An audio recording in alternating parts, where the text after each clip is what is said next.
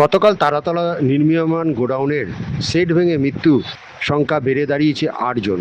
ভাটপাড়া পুরসভা ১৫ নম্বর ওয়ার্ডের পূর্বাশা এলাকার বাসিন্দা কৃষ্ণা চৌধুরী পাপ্পু কুমার রজক, বয়স ৪০, শ্যামনগরের বাসিন্দা। তবে পাপ্পু রজকের পরিবার ও কৃষ্ণা চৌধুরীর পরিবার তারা সঠিক তদন্তের দাবি জানিয়েছেন। এদিকে বিজেপি নেতা পিন্টু সিং বলেন, মৃতের পরিবারের পাশে আছেন, তিনিও সঠিক তদন্তের দাবিও করেছেন।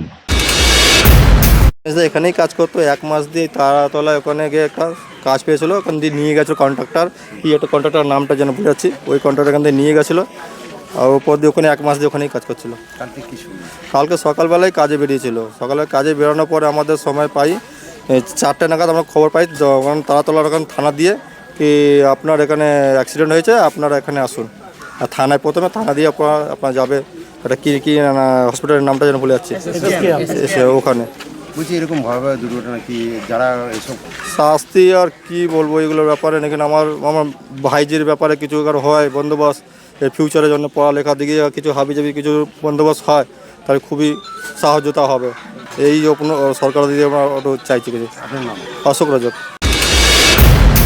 আমাদের কাছে খবর এসে তাতলা যে ঘটনাটা হয়েছে আমাদের এখানে পূর্বাশায় কৃষ্ণা চৌধুরী, সে একটা আমাদের মিলেই কাজ করতো, ভাটপাড়া মিলে। সে মিলের টিএমসি জামানায় যে মিলটাগুলো বন্ধ করে দিয়েছিল টিএমসি, তখন ও মজদুরে কাজ করার জন্য এইদিকে ওইদিকে কাজ করতো, সেইখানে ও তারতলাও কাজ করতো। সেই নিয়ে কালকে যে অ্যাক্সিডেন্টটা হলো তার ওর মধ্যে প্রাণ হারাতে হয়েছে।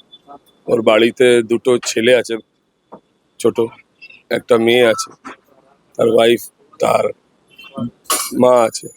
এই খবরটা শুনে আমাদের পুরো ১৫ নম্বর ওয়ার্ডে একটা দুঃখের ব্যাপার আছে, এখানে সব টেনশন আছে। এই নিয়ে আমরা আমাদের মন্ত্রী সাহেব অর্জুন সিংকেও জানানো হয়েছে, আমাদের বিধায়ক পবন কুমার সিংকেও জানানো হয়েছে।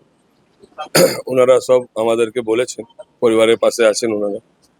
যেহেতু ওর বাড়িতে সোর্স অফ ইনকাম করা ওই একটা লোক ছিল, এটা নিয়ে আমরা নিজের মন্ত্রী সাহেব মাননীয় অর্জুন সিং মহাশয়কেও জানিয়েছি, আমার বিধায়ককেও জানিয়েছি।